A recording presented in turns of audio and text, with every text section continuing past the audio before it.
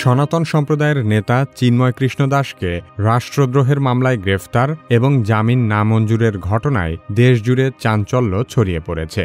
চট্টগ্রামের আদালত প্রাঙ্গণে চিন্ময় কৃষ্ণ দাসের অনুসারীরা একজন আইনজীবীকে নির্মমভাবে কুপিয়ে হত্যা করেছে।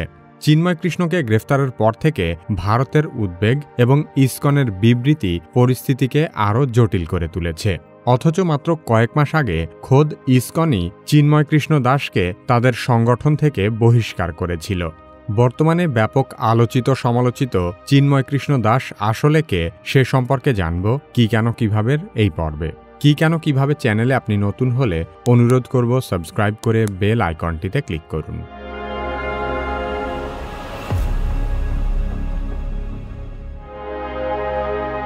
চিন্ময় কৃষ্ণ দাস বাংলাদেশে সনাতন ধর্মের একজন প্রভাবশালী নেতা এবং পুণ্ডরিক ধামের অধ্যক্ষ। তার আসল নাম চন্দন কুমার ধর। তিনি সনাতন সম্প্রদায়ের মধ্যে ব্যাপক জনপ্রিয় হলেও সাম্প্রতিক সময়ে তার বিরুদ্ধে ওঠা অভিযোগ তাকে বিতর্কের কেন্দ্রবিন্দুতে নিয়ে এসেছে।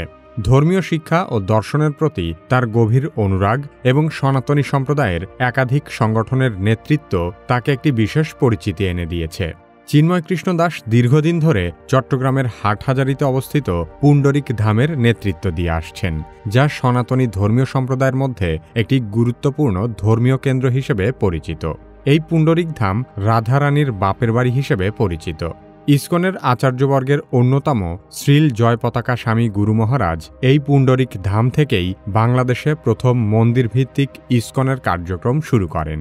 এমন গুরুত্বপূর্ণ ধর্মীয় তীর্থস্থানের নেতৃত্ব দেওয়ার কারণে চিন্ময় কৃষ্ণ দাস তার অনুসারীদের কাছে চিন্ময় প্রভু হিসেবে ব্যাপক জনপ্রিয় হয়ে ওঠেন।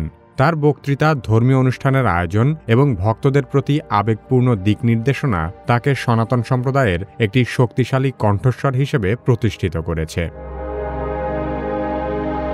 সম্প্রতি চিন্ময় কৃষ্ণ দাসের বিরুদ্ধে রাষ্ট্রদ্রোহিতার অভিযোগ আনা হয়। গত ৩১ অক্টোবর বিএনপি নেতা ফিরোজ খান চিন্ময় কৃষ্ণ দাস সহ ১৯ জনকে আসামি করে চট্টগ্রামের কোতোয়ালি থানায় একটি মামলা দায়ের করেন। চিন্ময় কৃষ্ণ দাসের বিরুদ্ধে মামলা করার কারণে ফিরোজ খানকে বিএনপি থেকে বহিষ্কার করা হয়েছিল। মামলার অভিযোগে বলা হয়, ৫ আগস্ট বাংলাদেশে গণঅভ্যুত্থান সংঘটিত হওয়ার পর চট্টগ্রামের নিউ মার্কেট মোড়ের 0 পয়েন্ট স্তম্ভের উপর বৈষম্যবিরোধী ছাত্র জনতা একটি জাতীয় পতাকা উত্তোলন করেছিল। ২৫ অক্টোবর বাংলাদেশ সনাতন জাগরণ মঞ্চের উদ্যোগে চট্টগ্রামের লালদিঘি মাঠে একটি মহাসমাবেশ আয়োজন করা হয়। সেই মহাসমাবেশের সময় বৈষম্য বিরোধী ছাত্র জনতার টানানো জাতীয় পতাকার উপর সাম্প্রদায়িক ধর্মীয় গোষ্ঠী ইসকন গেরুয়া রঙের ধর্মীয় পতাকা উত্তোলন করে, যা একটি স্বাধীন রাষ্ট্রের অখণ্ডতাকে অস্বীকারের শামিল। সেই রাষ্ট্রদ্রোহ মামলায় চিন্ময় কৃষ্ণ দাসকে ঢাকার শাহজালাল আন্তর্জাতিক বিমানবন্দর থেকে গ্রেফতার করে চট্টগ্রামে নেওয়া হয়। চট্টগ্রাম মহানগর হাকিম আদালত তার জামিন আবেদন নামঞ্জুর করে কারাগারে পাঠানোর নির্দেশ দেয়। চিন্ময় দাসের জামিন বাতিলের পর আদালত প্রাঙ্গণে তার অনুসারীদের বিক্ষোভ সহিংসতায় রূপ নেয়। তাকে বহনকারী প্রিজন ভ্যানটি ঘিরে ধরে কয়েক ঘণ্টা আটকে রাখে বিক্ষুব্ধ হিন্দুরা। এমন পরিস্থিতিতে প্রিজন ভ্যান থেকেই পুলিশের হ্যান্ডমাইকে চিন্ময় কৃষ্ণ দাস তার সমর্থকদের শান্তিপূর্ণভাবে আন্দোলন করার আহ্বান জানান।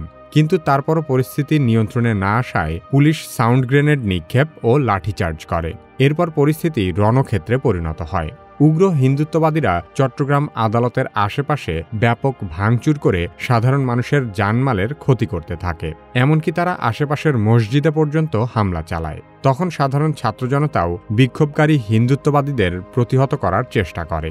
এক পর্যায়ে হিন্দু জঙ্গিরা সাইফুল ইসলাম আলিফ নামের একজন আইনজীবীকে নির্মমভাবে কুপিয়ে হত্যা করে। এছাড়াও সংঘর্ষে আরও অন্তত ২০ জন আহত হয়। এই ঘটনা থেকেই পরিষ্কার হয় যে হিন্দুত্ববাদী ইসকনের সন্ত্রাসীরা আগে থেকেই অস্ত্রশস্ত্র নিয়ে বড় ধরনের সহিংসতার জন্য প্রস্তুত ছিল। চিন্ময় কৃষ্ণ দাসকে আটকের পরপরই ইসকন বিষয়টিতে ভারতের হস্তক্ষেপ চেয়ে বিবৃতি দিয়েছিল।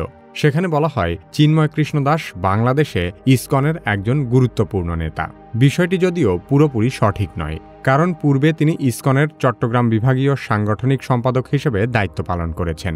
কিন্তু সংগঠনের শৃঙ্খলা বিরোধী কার্যকলাপের কারণে গত জুলাই মাসে চিন্ময়কে ইসকন থেকে বহিষ্কার করা হয়।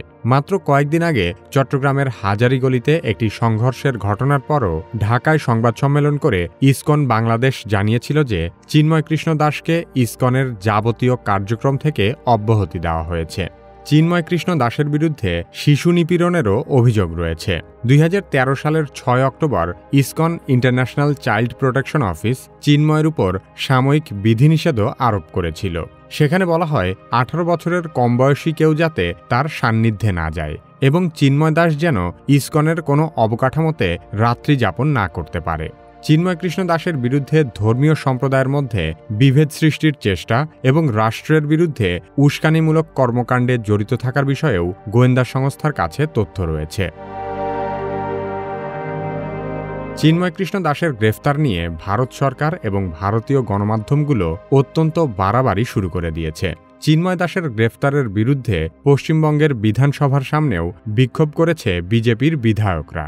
ভারতের পররাষ্ট্র মন্ত্রণালয়ের এক সংবাদ বিজ্ঞপ্তিতে বলা হয়েছে, এই ঘটনা বাংলাদেশে হিন্দু ও অন্যান্য সম্প্রদায়ের উপর চরমপন্থীদের দ্বারা ধারাবাহিক হামলারই অনুসরণ। বাংলাদেশ সরকার এর বিপরীতে বলেছে, এমন অপ্রমাণিত বিবৃতি দুই প্রতিবেশী দেশের মধ্যে বন্ধুত্বপূর্ণ সম্পর্ক ও বোঝাপড়ার চেতনার পরিপন্থী। ভারতীয় গণমাধ্যমগুলো বরাবরের মতোই এই ঘটনাকে অতিরঞ্জিত করে প্রচার করছে। আদালতে হিন্দুত্ববাদীদের আক্রমণে একজন নিরীহ আইনজীবী খুন হওয়ার বিষয়টি পাশ কাটিয়ে তারা বাংলাদেশে হিন্দু নির্যাতনের কাল্পনিক ঘটনা প্রচার করছে।